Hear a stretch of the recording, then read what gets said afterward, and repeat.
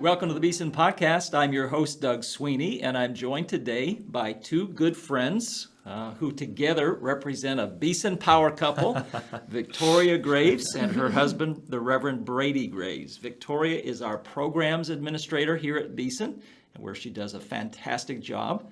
And her husband, Brady, is a recent grad of Beeson, got his MDiv in 2022. He now serves as the associate pastor of Pleasant Ridge Baptist Church in Hueytown. So we're grateful to both of them and their willingness to come and talk about the work of the Lord in their lives and Beeson's role in it and what God's doing in and through your ministries now. Welcome. Yeah, thanks for having us. We're happy to be here. Thank you.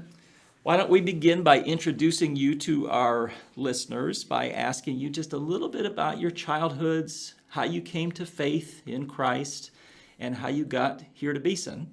And Victoria, why don't we start with the lady in the room and ask you, how did you come to know the Lord, and how did you wind up at Beeson Divinity School? So come from a very faith-centered family.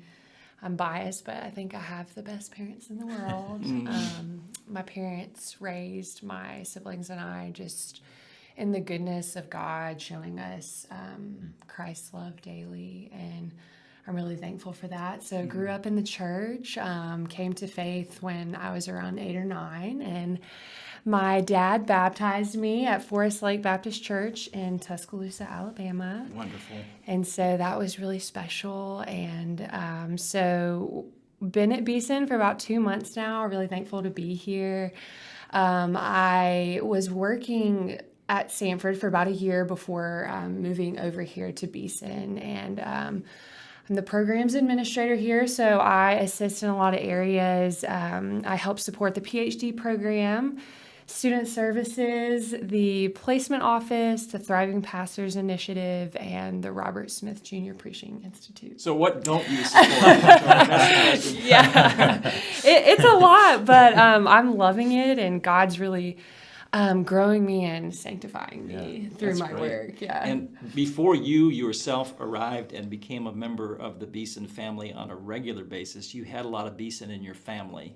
Can you give us just the 30-second version of that? Yes, absolutely. So first kind of was introduced to Beeson when my brother, Mark David, who's 2 years older than me, he went to Beeson, and I was around some because I was still an undergraduate here at Samford, and I really loved Beeson, and I knew that it was special because I knew that if Mark David was going to Beeson, that it was special because Mark David is special. And soon after Mark David graduated, Brady and I got married, and Brady started here. And the more I came, I just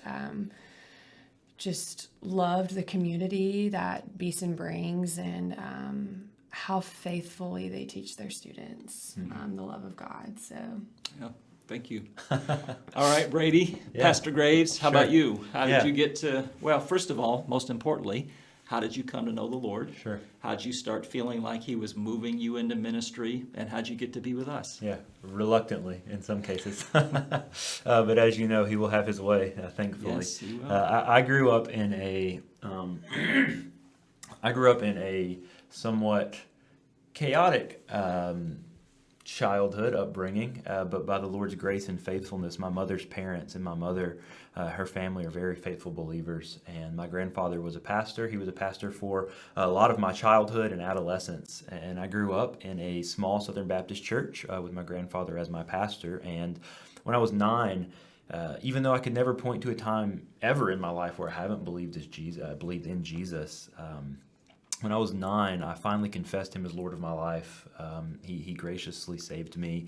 I was baptized by my grandfather, and for a lot of my childhood and my upbringing, there was this real kind of tension between what it means to be a faithful follower of Jesus Christ, but also that temptation and that pull to cultural Christianity. Growing up in Alabama, there's a lot of pull to be a cultural Christian, a social Christian, but maybe not necessarily commit your life to the Lord. So the Lord graciously gave me really good mentor when I was in high school who taught me the value of not only walking well with the Lord, but also knowing what we believe. He gave me a systematic theology as a 16-year-old and just said, this matters a lot that you know what you believe. So he set me on the path to thinking deeply about the Christian life and the Christian walk, and matching really strong theology with also a faithful practice of Christian discipleship. And then I came to Samford for undergrad and felt the Lord pretty early on. I struggled a little bit to find my place, but after about a year at Samford, the Lord really started to pull me in the direction of ministry. But growing up seeing ministry, much like Victoria did, but seeing it from my perspective, I said, that's something I'll never do as a vocation. There's a lot of hardship there. I'll always be a church member, but I'll never be a pastor. Man makes his plans and the Lord laughs, of course. So I started feeling that pull about my sophomore, junior year in college, and I ran from it a bit. I was a little scared of that, but it seemed like the Lord continued to close doors, and every door he closed pointed me back in the direction of ministry, And when I finally submitted to the call of ministry, I knew that I was called to be the most equipped pastor possible. And I loved Samford. I had a lot of good friends and pastors that were at either products of Beeson or some way associated with Beeson, and they were faithful men and women. And I knew that this was a place that I would want to come and be prepared for ministry. So I was accepted to Beeson and enrolled, and just had the best time, the best 3.5 years at Beeson of being prepared for ministry, of being equipped for ministry, both academically, but more importantly, kind of just the spiritual sanctification aspect of being prepared for a life of ministry, both in the church and in the academy and wherever the Lord sees fit to take me.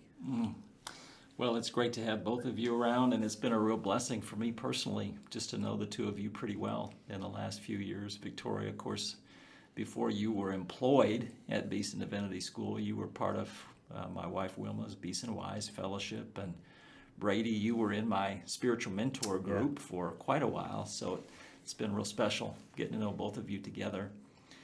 And Victoria, because I know you fairly well already, I think I know how you're going to answer this question because we've talked about it offline. Okay. But I'd love for our listeners to hear you just say a word about, you're in a pretty special situation in that your father's a pastor, your brother's a pastor, your husband's a pastor, and here you are now working at a seminary, Beeson Divinity School. What has that experience been like? And does that make your life, your experience of walking with the Lord, or even just the way you approach your job any different? Or do you feel like I'm just a regular woman like everybody else? What difference does being in that kind of a family make for somebody like you? Yeah, I think that it feels normal to me. I've never really known anything different. And so a lot of times when people ask me, how does that feel? That's crazy. I would have never expected that from you. I kind of just shrug and say that's really all that I've ever known. And I'm very blessed for that to have been all that I've ever known. I think that it really helps me show grace and understanding to students here because I've kind of been through what they're going through currently, but I also have a little bit of understanding of what they'll go through in the future. And if they have families, if they plant churches, whatever they do, I also have the side of understanding from my childhood and stuff like that. So it's been really special, but church was in my earliest memories, and I got to see my dad serve in different churches in different capacities throughout my childhood, which was really special to me. But I also, I would not say I have a lot of trauma or anything like that. There are hard sides to ministry, but my parents did a really great job of protecting me and making sure that I was safe and protected from some of the uglier sides of ministry, which I'm super thankful for because I think that has helped me stay very strong in my faith. Yeah. And I'm thankful to have never left the faith and remained strong in my faith since I felt a calling on my life. So, Yeah, well, that's wonderful. And Brady, I guess it's a teeny bit more distant for you, but your granddad was a pastor. Has that made a difference in the way you have thought about seminary or your call to ministry? Yeah, undoubtedly. Growing up in what is admittedly a very different ministry context than the one that I'm in, a very kind of rural, kind of removed from the larger, broader Christian movements and things like that world. Now I'm kind of more involved in a ministry that's involved in that way.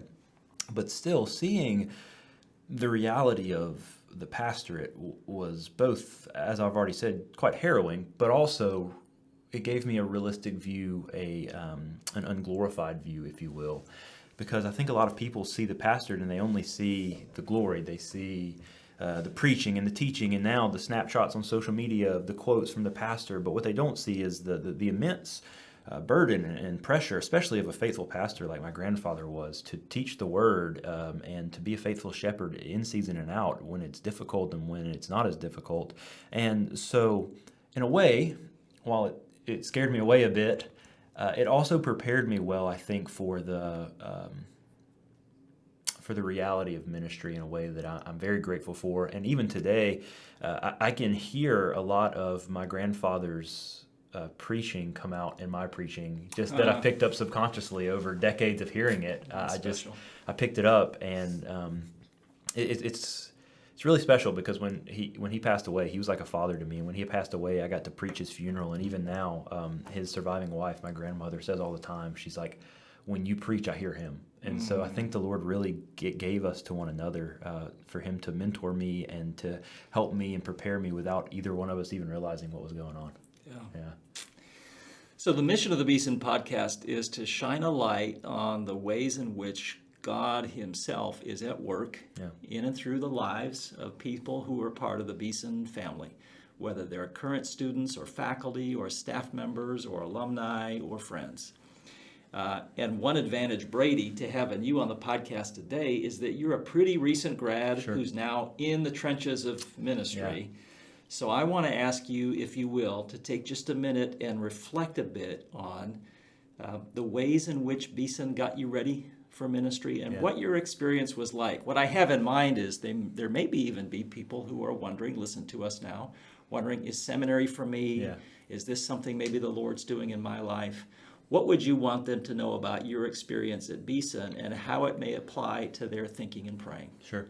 I think what most people think of when they think of seminary is a highly academically rigorous place wherein students are being challenged in maybe biblical languages and in history and doctrine and in things like that, in those academic disciplines. And that's certainly true of Beeson. That's something that attracted me here and that I loved about it, was that it was academically rigorous. I was in the text. I was in original texts and primary sources and the languages, and that was amazing.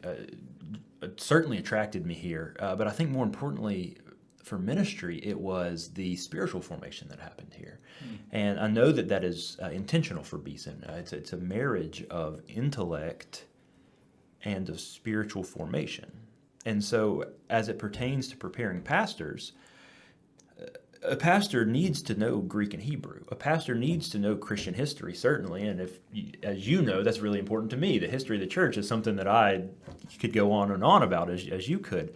But what's more important, like I said, for the pastor is that we're prepared to be shepherds. Because while we do need to have all the academic background, it's more important that we love God's people. That's the most important thing a shepherd can do, is love God's word, love God's people, love God. And so while I was walking through my time at Beeson, whether it was through more formal training in the classroom or whether it was through informal conversations with my fellow students, with professors, with staff members, I was formed both academically and spiritually here to be a more well-rounded pastor, one that is academically astute, but also one that is able to empathize and to love and not to stay in an ivory tower of some sort of theological greatness, but rather go down into, like you said, the trenches of ministry and love people where they are. And one thing I've learned in my admittedly short time in full-time vocational ministry is, at least in my context, people don't care much whether you're the smartest man in the room. What they care about is if you love them, if you care about them, and if you're there with them when they need you. And Beeson prepared me for that. That was not something that was new to me when it happened. I was ready for that. Now, of course, there are some things in ministry nothing can prepare you for.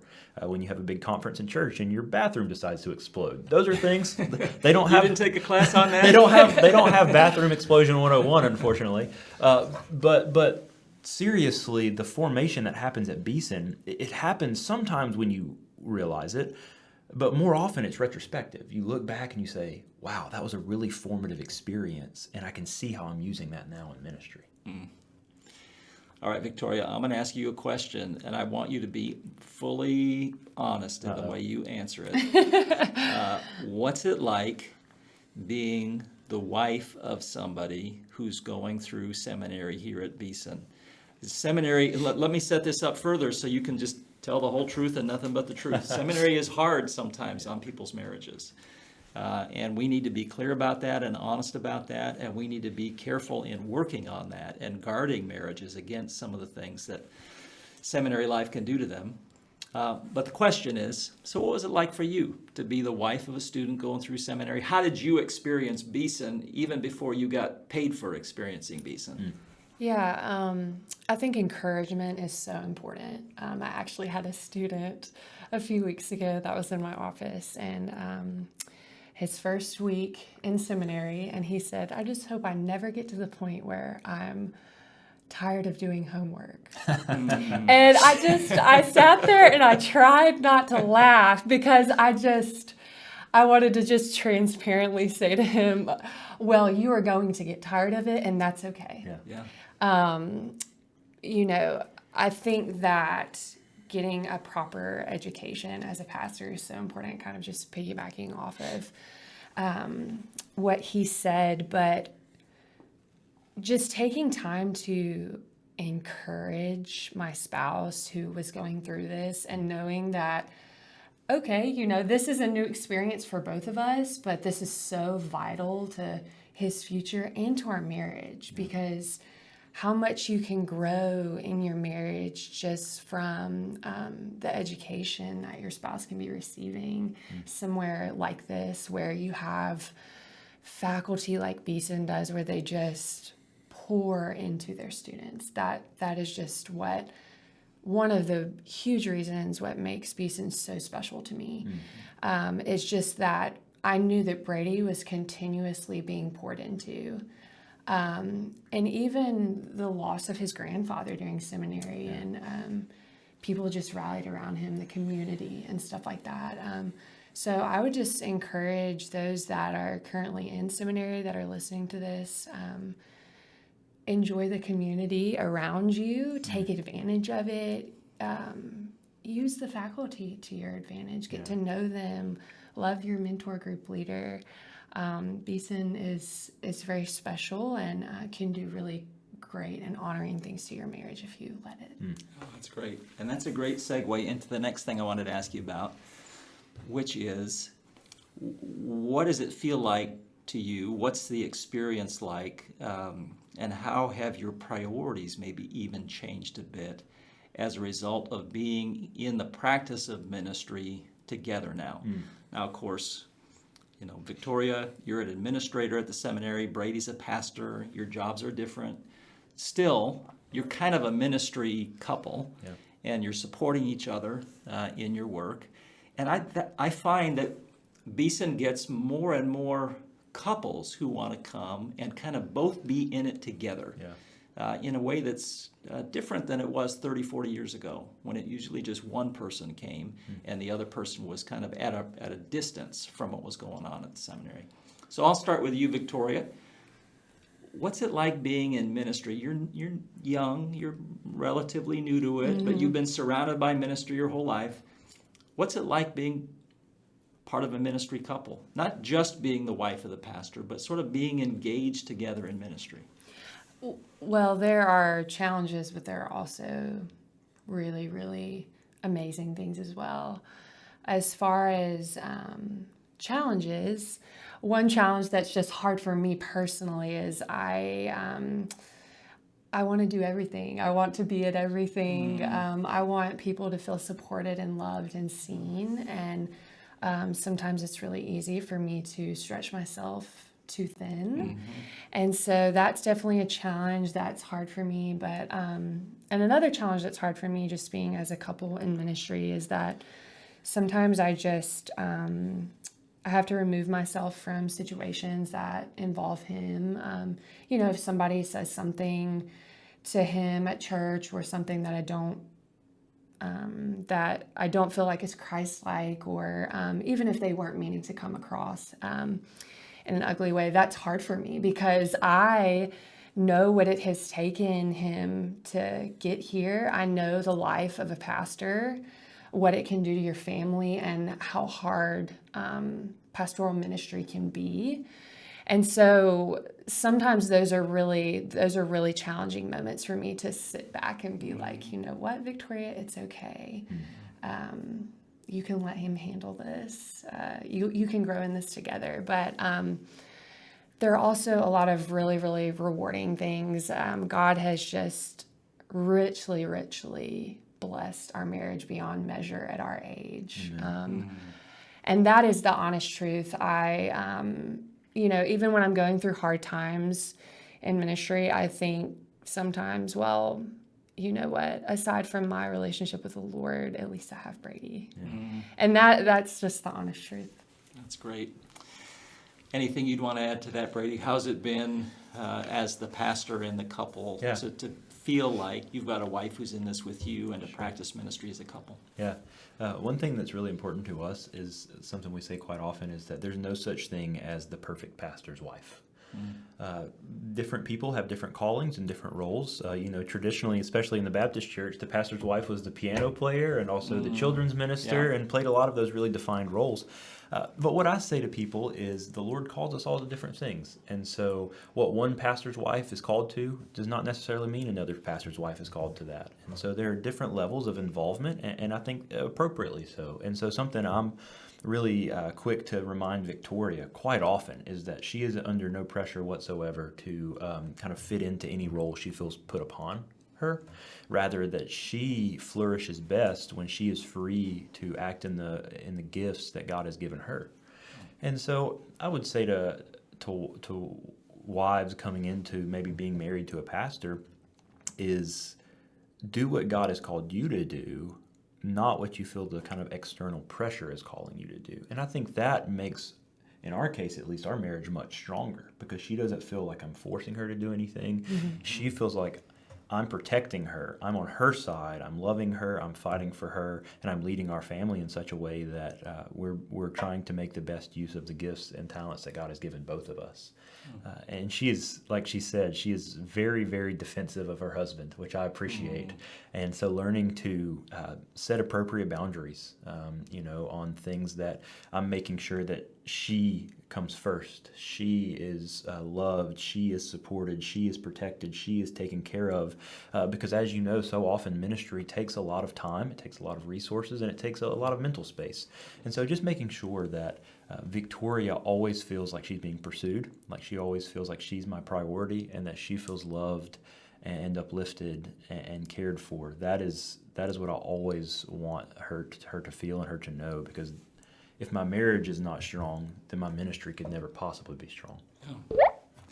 So, Brady, what advice would you have here late in 2023 to somebody who's wondering whether seminary is for them and is starting to feel like, it probably is, and they're heading in that direction, whether they're single or married? Sure. Answer it however you feel like you want to do it in the wake of the last part of the conversation we were just having. Yeah. But what do people need to know? What do they need to be thinking about? What do they need to be praying about? What kind of advice would a recent grad who's now practicing ministry want to give to somebody thinking about entering seminary? Well, I'm a bit biased, but do it, and do it at Beeson. but really, seminary, like most things in life, is something wherein you get out of it what you put into it. And so if someone's listening and they're pretty sure that God's calling them to seminary to prepare for ministry of any kind, I would say do it, and do it with your whole being. Seminary is not ever something that you can half do. To get the fullness of the experience of seminary, it requires everything. It requires all of someone, both academically and spiritually. You just have to pour into the community so the community can pour in to you. And maybe this is a little bit more of a personal opinion, but just being open to what God has for us. I think, myself included, so many people come into seminary with this idea of God is calling me to this exact role, this exact thing, this exact ministry. And oftentimes, while we're at seminary, those things begin to morph a little bit, and we see different things. And so holding our plans with an open hand and allowing God's providence to move and letting the Spirit lead us in a way that maybe takes us away from what we expect. Coming into seminary, I expected to want to be a head pastor and serve in that way, and the Lord has moved in a lot of ways now, and that's just, at this point in my life, not something I desire or something I'm called to. I'm much more called to educational ministry. I'm much more called to teaching. Lord willing, I'm much more called to the academy in a faithful Christian setting, but that's not something I would have expected. And of course, that's not because I'm so holy that I'm just open to God's plan. That's because through learning and through being at Beeson, the Lord really showed me that his plans are so much better than anything I possibly could imagine. So just coming into seminary, try to have as open of a hand with your future plans as possible, because I think any good seminary will come alongside you and the Spirit will lead and mold you in a way that you will wind up exactly where the Lord wants you to be and will use you most efficiently and effectively for his glory. Oh, that's great. And I wasn't going to ask this question of you too, Victoria, but as you listen to your husband answer it, anything pop into your mind that you want to add? What kind of advice from your perspective would you add to somebody who's thinking about seminary? Maybe somebody who's married thinking about seminary. Yeah, I actually was going to say what he said about giving it your all. If you're thinking about doing it, give everything that you have, and just keeping your palms open, saying, Lord, use me, and grant me patience in the process. Yeah. I think that that's something that we are growing through together is patience.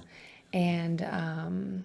And that's hard for a lot of young couples. I'm not saying it was hard for you, but I know a lot of young couples and have known many over the years for whom that's difficult, because I think if you're in the U.S., one kind of instinct that's ingrained in you somehow is, all right, we get married, we start having a family, we go buy a house, we sort of live in a middle-class American lifestyle. Sure. And that's tough to pull off while you're in seminary. Yeah. Yes, absolutely.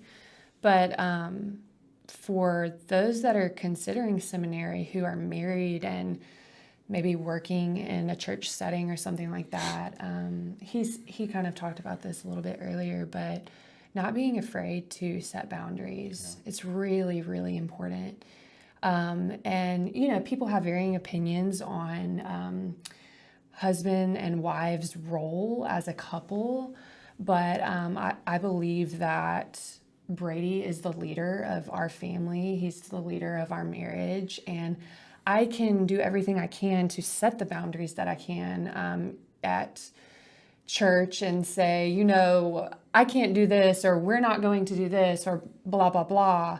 But at the end of the day, Brady sets the boundaries for our family. And he makes me feel protected and safe and secure and loved and appreciated when he speaks for us when it's necessary by saying, this doesn't come before my family. Yeah. And the church is a really amazing thing. But so I think that's... Yeah.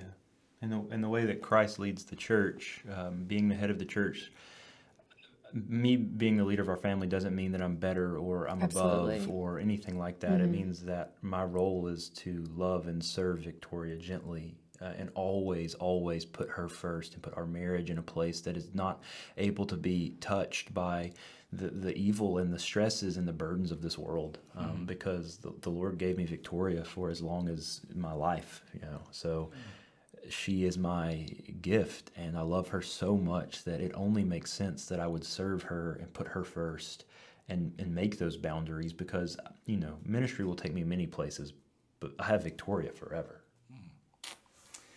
All right, we're almost out of time, but we like to end these interviews every time by asking our guests what the Lord's doing in your lives these days, what you're learning these days. And as we've said a couple of times already in this interview, Brady finished seminary not long ago. He's a 2022 graduate of Beeson Divinity School, and since that time he has been involved in congregational ministry, very different sort of life the two of you have been living recently.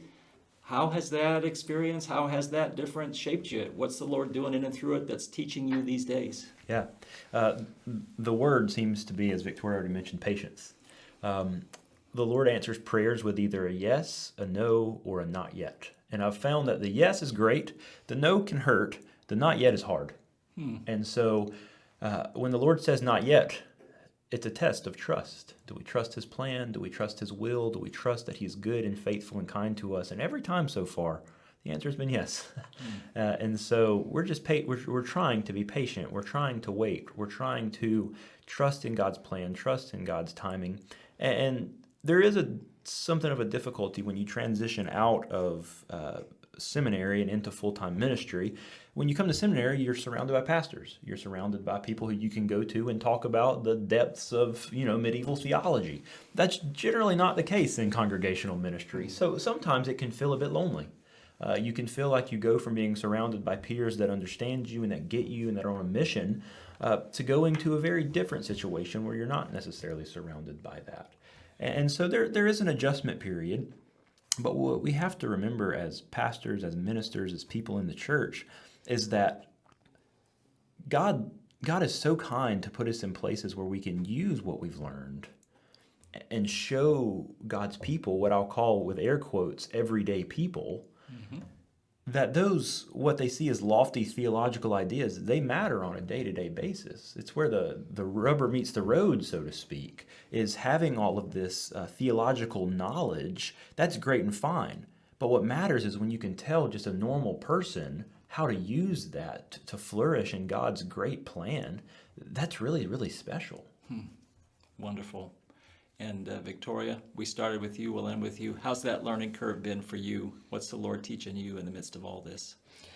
Well, like I said, just started at Beeson fairly recently, but just showing me how great ministry can be as well. I think that students here need encouragement, and I really have loved doing that. But the Lord has just been teaching me grace through this season of my life that, like I said earlier, that I can't be everything. And that's okay. But thankfully, I'm supported by so many people here at Beeson that love me and want to see me flourish, as well as my family who understand all these different aspects of ministry. So, You have been listening to the Reverend and Mrs. Brady and Victoria Graves, or just Victoria and Brady Graves, as we know them around here. Victoria is an administrator here at Beeson. Brady is associate pastor at Pleasant Ridge Baptist Church in Hueytown, right nearby. They are both dear friends and beloved members of the Beeson family. Thanks very much for being with us today, and thank you, listeners, for tuning in. We love you. Please pray for the Graves. We say goodbye for now.